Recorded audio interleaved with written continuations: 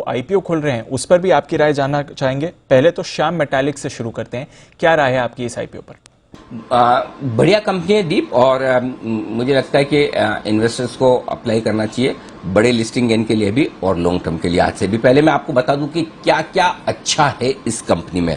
Promoters बहुत ही experienced है इस बिजनेस में, लगभग 15 से 20 साल का उनका जबरदस्त अनुभव है इस कारोबार में।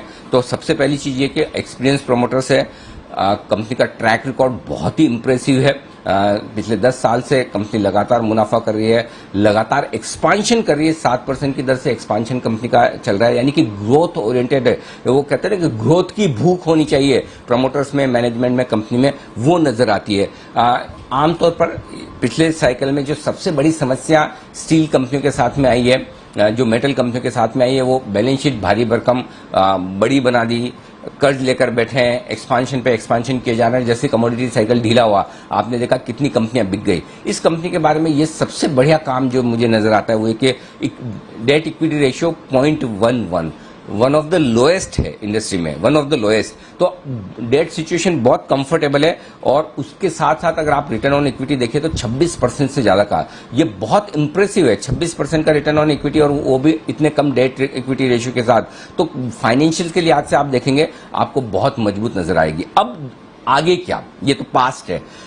2025 तक कंपनी अपनी क्षमता दुगुनी से ज्यादा करेगी। आई थिंक 5.7 MTPA है अभी कैपेसिटी, जो 11.5 के आसपास ये दुगुनी से ज्यादा हो जाएगी। यानी कि अगले 4 साल में कंपनी कैपेसिटी डबल से ज्यादा करेगी, और मुझे लगता है उस लिहाज से बेहद आकर्षक वैल्यूएशंस पर ये कंपनी ट्रेड कर रही है। और अगले 3 से 5 साल जो ग्रोथ आउटलुक है, और वो भी सबसे बड़ी बात एक और बताऊं दीप, वो ये है कि जो कुछ भी एक्सपांशन प्लान कर रहे हैं ये सारा का सारा मैक्सिमम इंटरनल अक्रूवल से होगा। यानी कि कंपनी अपना कर्ज बढ़ाने वाली नहीं है।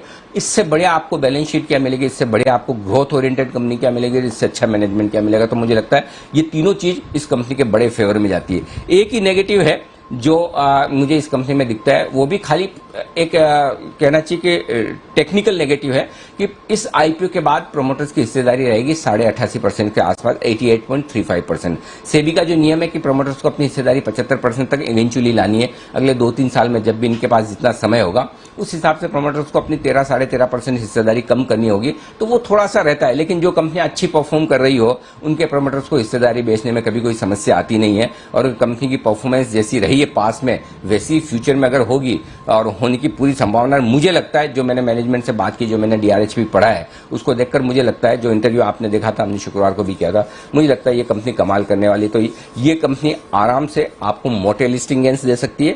बड़े लिस्टिंग गेंस के लिए भी पैसा लगाइए और लॉन्ग टर्म के भी लिए लगाइए। आराम से स्टॉक दुगुना होने की ताकत रखता है, और अगर 2025 तक ये स्टॉक आपको 800-1000 रुपए की रेंज में भी पहुंच जाए तो मुझे आश्चर्य नहीं होगा।